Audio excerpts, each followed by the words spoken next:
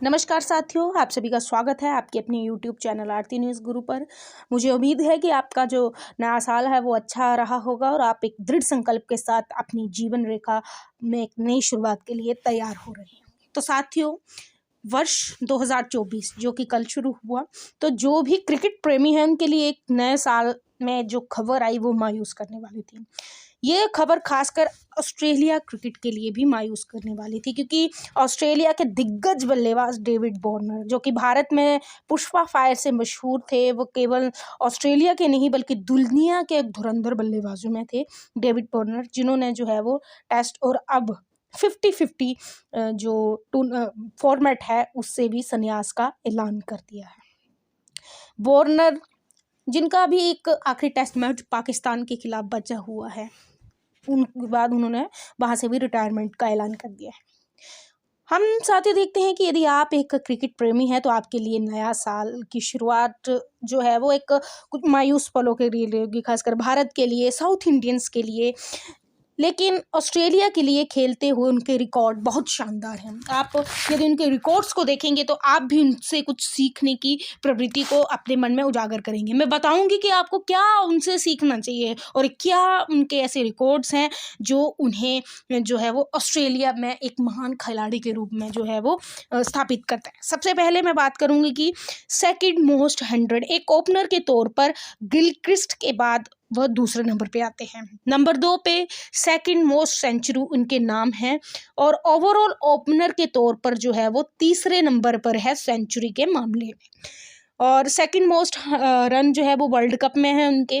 Second most run 2015 world cup में है। 2019 के वर्ल्ड कप में लीडिंग रन स्कोरर रहे थे ऑस्ट्रेलिया के लिए। 2023 वर्ल्ड कप में ऑस्ट्रेलिया के लिए सर्वाधिक रन बनाने वाले खिलाड़ी रहे थे। 2023 2025 50-50 वर्ल्ड कप का टीम का हिस्सा रहे। WTC फाइनल का हिस्सा वो रहे जो जीती ऑस्ट्रेलिया ने। T20 वर्ल्ड कप जीतने वाली टीम का हिस्सा रहे। तो ये कुछ उनके तर्कश के ऐसे तीर हैं जो उन्हें एक प्रसिद्ध खिलाड़ी के तौर पर स्थापित करने में ऑस्ट्रेलिया के लिए जो है वो आगे आते हैं। इसलिए ऑस्ट्रेलिया, हम देखते हैं कि ऑस्ट्रेलिया के जो भी क्रिकेट प्रेमी हैं उनके लिए एक बहुत भावुक क्षण है। लेकिन अभी उनका एक फाइनल मुकाबला है पाकिस्तान के खिलाफ टेस्ट मैच, जो बहुत महत्वपूर्ण है। लेकिन आपको क्या लगता है कि क्या वो अपने अंतिम टेस्ट मैच में अच्छा प्रदर्शन कर पाएंगे जो सभी के लिए यादगार पारी हो, या फिर वो सस्ते में निपट जाएंगे? लेकिन इसमें एक सकारात्मक पक्ष भी आपको समझना होगा। सकारात्मक पक्ष ये है कि वो IPL में रहेंगे और T20 जो वर्ल्ड कप 2024 में होने वाला है उसमें भी आपको देखते हुए मिलेंगे, यानी कि T20 फॉर्मेट आपको जो है वो खेलते हुए दिखेंगे, उसमें आपको मिस नहीं करना पड़ेगा। इसमें हम दो पक्षों को देख सकते हैं। पहला पक्ष, सबसे पहले इस बात को समझते हैं कि जो डेविड वार्नर के जाने से इतना क्यों इस चीज़ को बढ़ाया जा रहा है। सबसे पहले डेविड वार्नर ऐसे एक डायमंड के रूप में ऑस्ट्रेलिया के लिए देखे जाते थे। जब वॉटसन, जब गिलक्रिस्ट और उनकी मैथ्यूज की जोड़ी जब संन्यास ले लेती है, तब जो है उनके लिए चयनकर्ताओं का ध्यान डेविड वार्नर पे जाता है और तब चयनकर्ता जो है वो डेविड वार्नर को ऑस्ट्रेलिया टीम में लेते हैं और वे पहले ही मैच में अच्छा प्रदर्शन करते हैं। इसलिए उनका जाना जो है वो एक मायूसी भरा क्षण है ऑस्ट्रेलिया के लिए भी। सबसे महत्वपूर्ण बात यह है कि यदि वो T20 पर फोकस करना चाहते हैं तो पारिवारिक कारण भी हो सकते हैं। अपनी फैमिली, अपनी 3 बच्चियों को ज़्यादा समय देना चाहते हैं। दूसरा ये भी है कि देखने को मिल रहा है कि आजकल जो खिलाड़ी हैं वो अपने शरीर को ज़्यादा कष्ट ना देते हुए पैसा कमाना चाहते हैं। T20 लीग में बहुत वैसा है।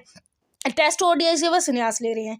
लेकिन जो चैंपियंस ट्रॉफी है जो इस बार 50 फॉर्मेट में होगी, चैंपियन ट्रॉफी जो 50 फॉर्मेट में होगी उसमें वे अवेलेबल रहेंगे। उन्होंने ये कहा कि हालांकि हम देखते हैं उन्होंने जब ये इस बार संन्यास लिया, लेकिन उन्होंने कहा कि वो जो 50-50 चैंपियंस ट्रॉफी होनी है उसमें वे अवेलेबल रहेंगे। इसके लिए यदि ऑस्ट्रेलिया के पास बल्लेबाजों को ज़रूरत पड़ती है या मेरे में जो है वो वैसी काबिलियत वो देखते हैं तो मैं अवेलेबल चयनकर्ताओं के लिए रहूँगा। हालांकि इस साल जो है वो 50-50 फॉर्मेट इतना नहीं होगा। भारतीय टीम भी 3 जो 50-50 मैच खेलेगी और T20 ज़्यादा है और टेस्ट मैच ज़्यादा है, क्योंकि T20 वर्ल्ड कप आने वाला है। 21 जनवरी को जो है वो IL T20 big bash league Dubai Capitals के लिए वो खेलेंगे। डेविड वार्नर NOC भी ऑस्ट्रेलिया क्रिकेट से मांगी है। 2007 में उन्होंने न्यूजीलैंड के सामने अपनी करियर की शुरुआत की थी। 22 शतक, 33 अर्धशतक ऑस्ट्रेलिया के टॉप 60 में वे आते हैं। आप देख सकते हो कि गिलक्रिस्ट, माइकल क्लार्क जैसे, रिकी पॉन्टिंग जैसे बड़े-बड़े खिलाड़ियों के होते हुए उनका जो है वो टॉप 60 में वो आते हैं। All time greatest player Australia के लिए रहे हैं। लेकिन हम देखते हैं कि उनके करियर में कुछ दाग भी थे, क्योंकि इनडिसिप्लिन के चलते और अपनी आक्रामक स्वभाव के चलते उन्हें जो है वो निराशाओं का सामना भी करना पड़ा है। 90 के दशक में जब ऑस्ट्रेलिया के पास जे बुरू की तरह गिलक्रिस्ट और मैथ्यू हेडर की जोड़ी होती थी जो गेंदबाजों के छक्के छुड़ा देती थी, वो पहली ही गेंद से गेंदबाजों की धज्जी उड़ा देते थे। उस जोड़ी के संन्यास लेने के बाद यूं लगा कि जैसे हम देखते हैं कि ऑस्ट्रेलिया का जो ओपनिंग स्लॉट है वो खत्म हो गया। हालांकि डेविड वार्नर शेन वॉटसन थे, वो आक्रामक रूप से खेलते थे, लेकिन उनका साथ देने के लिए ऐसा कोई बल्लेबाज नहीं था। तब जो है वो चयनकर्ताओं का ध्यान डेविड वार्नर के पास जाता है, और डेविड वार्नर और शेन वॉटसन की जोड़ी ने जो है वो T20 में सर्वाधिक 1000 रन मारने वाली जोड़ी बनी, और ये एक रिकॉर्ड भी है।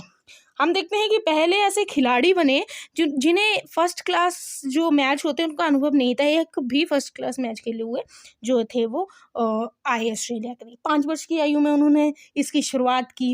हम देखते हैं कि पारिवारिक उनकी जो स्थिरता थी वो बहुत थोड़ा मिडिल क्लास फैमिली से बिलोंग करते थे, आर्थिक स्थिति कमज़ोर थी।